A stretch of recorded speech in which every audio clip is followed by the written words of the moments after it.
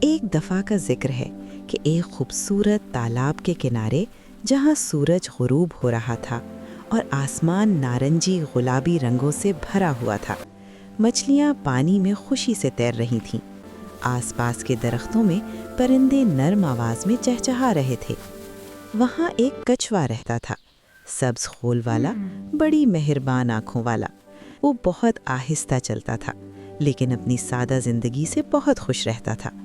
وہ پانی کی لہروں کو دیکھتا، اپنے پاؤں صاف کرتا اور امن سے گھومتا پھرتا۔ ایک دن ایک بچھو وہاں آیا۔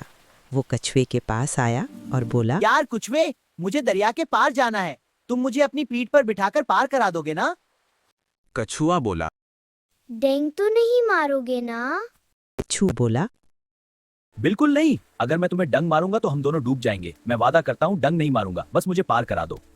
کچھوا سوچا اور مان گیا۔ اس نے پیٹھ جھکائی، بچھو چڑھ گیا۔ کچھوا پانی میں داخل ہوا، لہریں اٹھیں، بلبلے بنے۔ بچھو پیچھے بیٹھا سوچ رہا تھا ابھی صحیح لمحہ آئے گا۔ دونوں درمیان پہنچے۔ کچھوا تھکا تو رک گیا۔ بچھو جھکا، دم ہلی۔